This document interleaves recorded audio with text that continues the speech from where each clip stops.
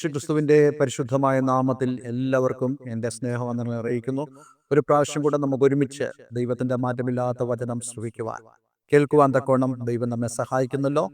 കഴിഞ്ഞ ദിവസം വളരെ അനുഗ്രഹിക്കപ്പെട്ട ആത്മീയ സന്ദേശം റോമലേഖനം 8-ാം അധ്യായം 30-ാമത്തെ വാക്യത്തെ ആസ്പദമാക്കി നമുക്ക് ചിന്തിക്കുവാൻ തക്കോണം ദൈവം നമ്മെ സഹായിച്ചു.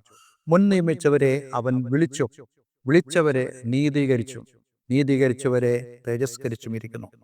നമ്മളിൽ ദൈവം നല്ല പ്രവൃത്തി ആരംഭിച്ചു എന്നുള്ളത് കഴിഞ്ഞ ദിവസം ദൈവവചനത്തിന്റെ അടിസ്ഥാനത്തിൽ ഞാൻ നിങ്ങളോട് പറഞ്ഞല്ലോ.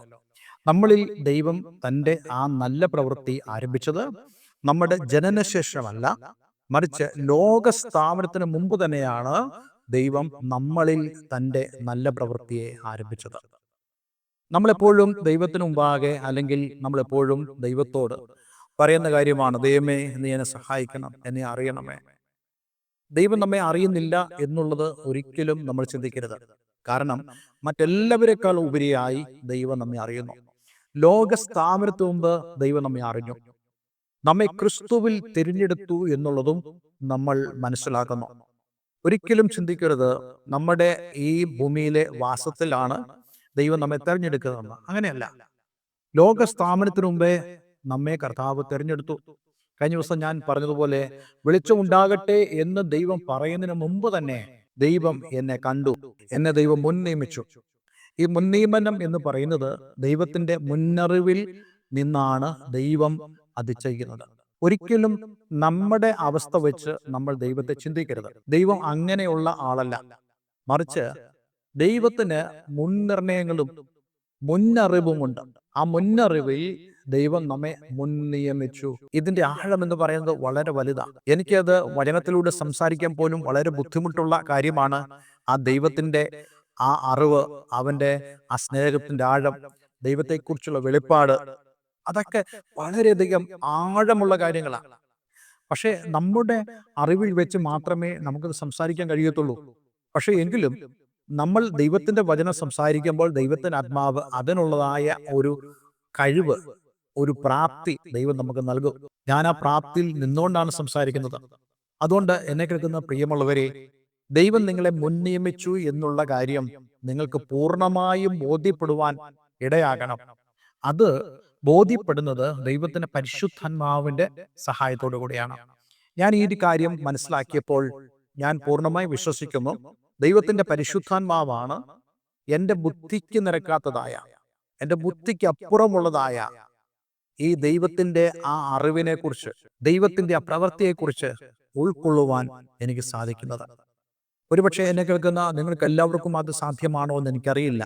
പക്ഷെ ഇന്ന് ഞാൻ നിങ്ങളോട് പറയട്ടെ, ദൈവത്തിന്റെ പരിശുദ്ധാത്മാവിനാൽ അതിന്റെ ആഴങ്ങളെ നമുക്ക് മനസ്സിലാക്കാൻ സാധിക്കും.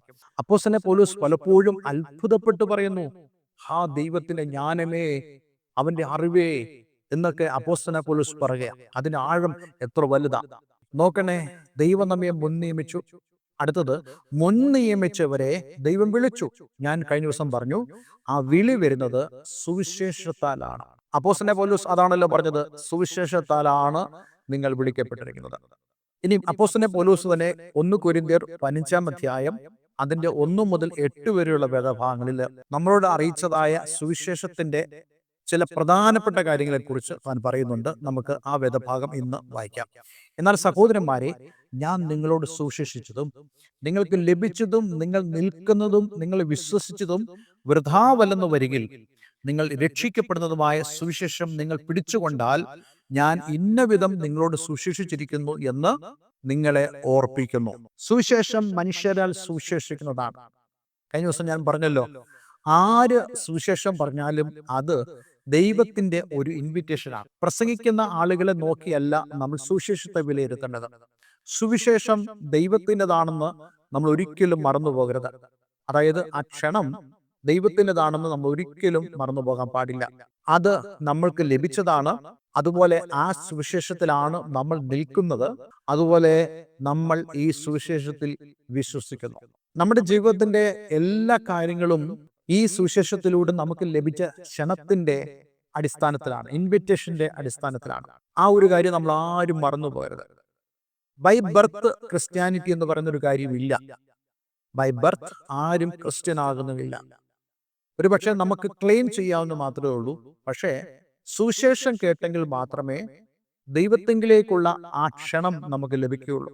ആ ക്ഷണം സ്വീകരിക്കുന്നവർക്ക് മാത്രമേ യഥാർത്ഥത്തിൽ ക്രിസ്ത്യാനിയായി തീരുവാൻ കഴിയത്തുള്ളൂ. ഇവിടെ 3 കാര്യങ്ങൾ അപ്പോസ്തലൻ പൗലോസ് പറയുന്നു. നിങ്ങൾക്ക് ലഭിച്ചതാണ് സുവിശേഷം. 2, നിങ്ങൾ നിൽക്കുന്നത് സുവിശേഷത്താലാണ്.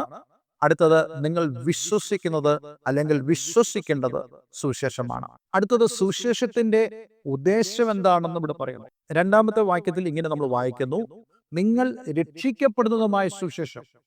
അങ്ങനെയാണെങ്കിൽ സുവിശേഷം കേൾക്കുന്നതിന്റെ ഉദ്ദേശം എന്താണ്? രക്ഷിക്കപ്പെടാൻ വേണ്ടിയാണ്. എന്താണ് രക്ഷ എന്ന് പറയുന്നത്? ശിക്ഷയിൽ നിന്നുള്ള വിടുതൽ. അതായത് പാപത്തിന്റെ ശമ്പളം മരണമാണ്. പാപം ചെയ്തിരിക്കുന്നതായ പാപിയായ ഏത് മനുഷ്യനും ദൈവത്താലുള്ള ശിക്ഷ പ്രാപിക്കും. അത് എന്നേക്കുമുള്ള മരണമാണ്. ആ മരണശിക്ഷ നമ്മളിൽ നിന്ന് എടുത്തു മാറ്റുവാൻ ലോകത്തിലെ ഒരു കോടതിക്കും കഴിയത്തില്ല. ലോകത്തിൽ ഒരു വ്യക്തിക്കും കഴിയത്തില്ല. സ്വർഗത്തിന്റെ താക്കോൽ എന്റെ കയ്യിലാണെന്ന് പറഞ്ഞ് ആരെങ്കിലും വന്ന് ക്ലെയിം ചെയ്താൽ ആ വ്യക്തിക്ക് പോലും രക്ഷയെ കൊടുക്കുവാൻ കഴിയത്തില്ല. നമ്മൾ ഒരു മനുഷ്യന് മുമ്പിൽ നമ്മളെ പാപങ്ങളെ ഏറ്റുപറഞ്ഞ് നിങ്ങൾ രക്ഷ പ്രാപിച്ചു എന്ന് ആരെങ്കിലും നിങ്ങളോട് പറയുകയാണെങ്കിൽ നിങ്ങൾക്ക് അത് പ്രാപിക്കാൻ കഴിയത്തില്ല. മറിച്ച് രക്ഷ പ്രാപിക്കുന്നത് സുവിശേഷത്താലാണ്. റോമർ 1:16 അപ്പോസ്തലൻ പൗലോസ് പറയുന്നുണ്ട്, സുവിശേഷത്തെക്കുറിച്ച് എനിക്ക് ലജ്ജയില്ല. എന്തുകൊണ്ട് താൻ ലജ്ജിക്കുന്നില്ല? സുവിശേഷത്തിന്റെ ഉദ്ദേശം വ്യക്തമായി അറിയാവുന്ന ഒരാൾ പോലും സുവിശേഷത്തെക്കുറിച്ച് ലജ്ജയുള്ളവരല്ല. കാരണം നമ്മൾ നേരത്തെ ചിന്തിച്ചതുപോലെ സുവിശേഷം അത് ദൈവം നൽകുന്ന ഇൻവിറ്റേഷനാണ്. 2, സുവിശേഷം മനുഷ്യന്റെ രക്ഷയ്ക്ക് കാരണമാകുന്നതാണ്. ഈ ഒരു സത്യം മനസ്സിലാക്കിയാൽ ഒരാൾ പോലും സുവിശേഷത്തെക്കുറിച്ച് ലജ്ജിക്കത്തില്ല. പരസ്യ കവലയിൽ നിന്നുകൊണ്ട് സുവിശേഷം പ്രസംഗിക്കുന്നവർക്ക് ലജ്ജയില്ലേ എന്ന് ആളുകൾ ചോദിക്കുമ്പോൾ അവർക്ക് എന്തുകൊണ്ട് ലജ്ജയില്ല എന്ന് ചോദിച്ചു കഴിഞ്ഞാൽ ഇത് ദൈവം അവർക്ക് കൊടുക്കുന്നതായ ഇൻവിറ്റേഷൻ ആയതുകൊണ്ടാണ്. 2-ാമത്, അത് മനുഷ്യന്റെ രക്ഷയ്ക്കുള്ള ഏക വഴിയായതുകൊണ്ടാണ്. ഞാൻ ഈ സുവിശേഷം, ഈ വചനമൊക്കെ നിങ്ങളോട് പറയുന്നതിന്റെ കാരണം മറ്റൊന്നുമല്ല, ഇത് ദൈവത്തിന്റെ വചനമാണ്. ഈ വചനം നിങ്ങളുടെ രക്ഷയ്ക്ക് കാരണമാകുന്നതാണ്. ദൈവം നിങ്ങളിൽ ആരംഭിച്ചതായ ആ നല്ല പ്രവൃത്തിയെ പൂർത്തീകരിക്കുവാൻ സഹായിക്കുന്നതാണ് സുവിശേഷം എന്ന് പറയുന്നത്. എന്നിട്ട് റോമാലേഖനം 1-ാം വാക്യത്തിൽ അപ്പോസ്തലൻ പൗലോസ് തുടർന്ന് പറയുന്നു, വിശ്വസിക്കുന്ന ഏവനും, ആദ്യം യഹൂദനും പിന്നെ യവനനും, അത് രക്ഷയ്ക്കായി ദൈവശക്തിയാകുന്നുവല്ലോ. ഇവിടെ ആദ്യം യഹൂദനും പിന്നെ യവനനും എന്നുള്ളത് ഒരു പ്രത്യേക ഭാഷ ശൈലിയാണ്. പ്രത്യേകിച്ച് അപ്പോസ്തലനായ പൗലോസ് ജീവിച്ചിരിക്കുന്ന കാലം താൻ ആദ്യം കാണുന്ന ആളുകൾ യഹൂദന്മാരും 2-ാമത് കാണുന്നത് യവനന്മാരായ ആളുകൾ, ഗ്രീക്കരായ ആളുകൾ. അതിന്റെ അർത്ഥം ലോകത്തിലുള്ള സകലമായ ആളുകൾക്കും രക്ഷയ്ക്കായി ദൈവശക്തിയായി പ്രവർത്തിക്കുന്ന ഒന്നാണ് ഈ സുവിശേഷം. അപ്പോൾ സുവിശേഷം എന്താ ചെയ്യുന്നത്? ദൈവശക്തിയായി നമ്മളിൽ വ്യാപരിക്കുന്നു. നമ്മെ ശിക്ഷയിൽ നിന്ന് വിടുവിക്കുവാൻ അത് ദൈവശക്തിയായി വ്യാപരിക്കുന്നു. ഇന്ന് നമ്മുടെ കോടതികളിൽ ഒരു വ്യക്തിയെ കുറ്റവിമുക്തനാക്കുമ്പോൾ കേവലം പ്രസ്താവിച്ചാൽ മാത്രം പോരാ, രേഖകളിൽ നിന്നും അദ്ദേഹത്തിന്റെ കുറ്റങ്ങളെല്ലാം മായ്ച്ചു കളയണം. കർത്താവ് യേശുക്രിസ്തുവിന്റെ സുവിശേഷം ചെയ്യുന്ന പ്രവൃത്തി അതുതന്നെയാണ്. സകല രേഖകളിൽ നിന്നും നമുക്കെതിരായി എഴുതിയിട്ടുള്ള സകല കയ്യെഴുത്തുകളും മായ്ച്ചു കളയും. അത് ദൈവശക്തിയാലാണ് കഴിയുന്നത്. ഒരിക്കലും പിശാചിന് നിങ്ങളുടെ മേൽ ക്ലെയിം ചെയ്യാൻ കഴിയത്തില്ല. Because it is documented. ഇത് രേഖപ്പെടുത്തിയിരിക്കുന്നു. സ്വർഗത്തിൽ നിങ്ങളുടെ പേരെഴുതിയിരിക്കുന്നു. സ്വർഗത്തിൽ പേരെഴുതിയ ഒരാളെയും അവൻ തള്ളിക്കളയത്തില്ല. സ്വർഗത്തിൽ പേരെഴുതിയിരിക്കുന്ന ഒരാളെയും പിശാച് കീഴ്പ്പെടുത്തുകയില്ല. അവർ ജയം പ്രാപിച്ചുകൊണ്ടിരിക്കും. എപ്രകാരമാണ് അപ്പോസ്തലൻ പൗലോസ് സുവിശേഷം പറഞ്ഞത്?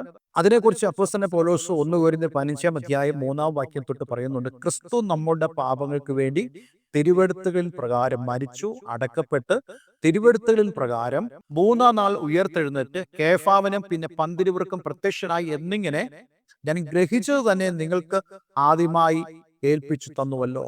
അതായത് സുവിശേഷം എന്താണ് എന്നുള്ളതിനെ കുറിച്ചുള്ള സൂചനയാണിത്. കർത്താവ് യേശുക്രിസ്തു നമ്മുടെ പാപങ്ങൾക്ക് വേണ്ടി തിരുവെഴുത്തുകളിൻ പ്രകാരം മരിച്ചു എന്ന് പറഞ്ഞാൽ ദൈവത്തിന്റെ നീതിയാണ് യേശുക്രിസ്തുവിന്റെ മരണം. യേശുക്രിസ്തു എന്റെ പാപങ്ങൾക്ക് വേണ്ടി മരിച്ചു എന്ന് നിങ്ങൾ ഗ്രഹിക്കുമ്പോഴാണ് ഈ സുവിശേഷത്തിന്റെ ശക്തി നിങ്ങളിൽ വെളിപ്പെടുന്നത്. എപ്പോഴും ദൈവത്തിന്റെ വചനം വിശ്വാസത്തെക്കുറിച്ച് പറയുന്നുണ്ട്.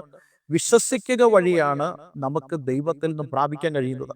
അത് രോഗസൗഖ്യമാകട്ടെ, പാപവിമുക്തിയാകട്ടെ, രക്ഷയാകട്ടെ, എല്ലാം നമുക്ക് ദൈവത്തിൽ നിന്ന് പ്രാപിക്കാൻ കഴിയുന്നത് വിശ്വാസത്താലാണ്.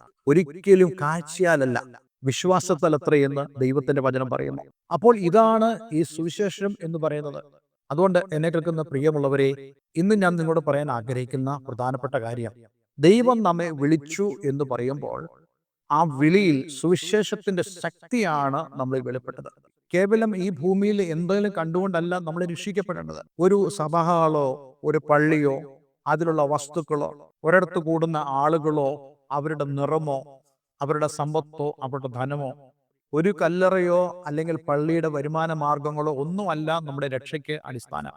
യഥാർത്ഥമായി രക്ഷിക്കപ്പെടുന്ന ഒരു വ്യക്തി ഇതൊന്നുമല്ല കണക്കിലെടുക്കുന്നത്. ആ വ്യക്തി തൻ്റെ പാപത്തെക്കുറിച്ച് വ്യക്തമായും അനുതപിക്കുകയും ദൈവം തന്നെ വിളിക്കുന്നു എന്നുള്ളതായ ആ ഒരു സ്ഥിതി മനസ്സിലാക്കി അവൻ ആ സുവിശേഷത്തെ സ്വീകരിച്ച് ക്രിസ്തുവിലേക്ക് വരുന്നു. ആ ഒരു അനുഭവം നമ്മുടെ ജീവിതത്തിൽ ഉണ്ടായിട്ടുണ്ടെങ്കിൽ നമുക്ക് ദൈവത്തിന് സ്തോത്രം ചെയ്യാം. അല്ല, എന്നെ കേൾക്കുന്ന പ്രിയമുള്ളവരിൽ ആരെങ്കിലും ഇന്നുവരെ സുവിശേഷം കേട്ടിട്ടില്ലെങ്കിൽ ഒരു കാര്യം മനസ്സിലാക്കിക്കോണം, ഇത് നിങ്ങളോടുള്ള ദൈവത്തിന്റെ വിളിയാണ്. ആ വിളിക്ക് നിങ്ങൾ യേശു പറയുന്നെങ്കിൽ ഇന്നു മുതൽ ദൈവത്തിന്റെ ആ അനുഗ്രഹം, ദൈവത്തിന്റെ ആ വിളിയുടെ അനുഗ്രഹം, അതേ ദൈവം നമ്മെ നീതീകരിക്കുന്നതായ ആ അനുഗ്രഹം, അടുത്തത് ദൈവം നമ്മെ തേജസ്കരിക്കുന്നതായ അനുഭവം നമ്മുടെ ജീവിതത്തിലുണ്ടാകും. അതിനുവേണ്ടിയുള്ള സമർപ്പണത്തിലേക്ക് നമുക്ക് കടന്നു വരാം. നമ്മൾ സുവിശേഷം എന്തിനാണ് കേൾക്കുന്നത് എന്നുള്ള വളരെ പ്രധാനപ്പെട്ട കാര്യം ഇന്ന് ഞാൻ നിങ്ങളോട് സംസാരിച്ചു. ദൈവം അനുവദിച്ചാൽ അടുത്ത ദിവസങ്ങൾ ഈ വിളിയുടെ വിവിധ ഉദ്ദേശങ്ങളെക്കുറിച്ച് നമ്മൾ ചിന്തിക്കുന്നതാണ്. ഇതിലേക്ക് കടന്നു വരുവാൻ തക്കോണം ദൈവം നമ്മെ സഹായിക്കട്ടെ. ഒരു വാക്ക് നമുക്ക് പ്രാർത്ഥിക്കാം. സ്വർഗീയ പിതാവേ, ഇന്ന് ഞങ്ങളെ കേൾപ്പിച്ച വളരെ മനോഹരമായ സന്ദേശത്തിനായി സ്തോത്രം.